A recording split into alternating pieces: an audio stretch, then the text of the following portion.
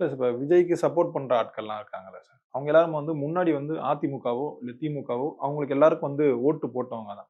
அப்படி இருக்கும்போது விஜய்க்கு சப்போர்ட் பண்றாங்கன்ற ஒரே காரணத்துக்காக, அந்த பாட்டிலு அந்த துகள்லாம் தூக்கி அடிக்கிறது வந்து எப்படி சரியான ஒரு இதுவா இருக்கும்? அத எப்படி சரின்னு எப்படி சொல்ல முடியும்? சரின்னு எப்படி நியாயப்படுத்த முடியும்? சொல்லப்போனா அந்த பாட்டில தூக்கி வீசினவனுக்கே தெரியும், நம்ம பண்றது சரியில்ல. அப்ப அவன் பண்ணியிருக்கான் அப்படின்னா, ஒண்ணு கூலிக்கு மாரடிக்கிறவனா இருப்பான். யாரோ ஒரு கட்சிக்காரன்.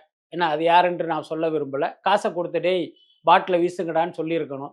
அவனுக்கு வந்து தெரியும் நம்ம பண்றது தப்பு தான் அப்படின்ட்டு. இருந்தாலும் குடுத்த காசுக்காக என்ன இருக்குன்னா, அந்த வேலைய அவன் பார்த்திருப்பான். அதுக்கு அடுத்து அத வீச சொன்னான் பாருங்க, அவனுக்கும் தெரியும் அது தவறான விஷயம் அப்படின்ட்டு. அதனால இத வந்து நிச்சயமாக யாருமே நியாயப்படுத்த முடியாது. பட் நம்மை போன்றவர்கள் என்ன எதிர்பார்க்கிறோம் அப்படின்னா, அரசியல் அப்படிங்கிறது ஒரு நாகரிகமானதா இருக்கணும். அதுதான் ரொம்ப முக்கியமானது. இந்த மாதிரி நீங்க வன்முறையை வந்து தொடர்ந்து பிரயோகிச்சீங்க அப்படின்னா, அவன் எவ்வளோ நாளைக்கு உங்ககிட்ட அடி வாங்கிட்டே இருப்பான்?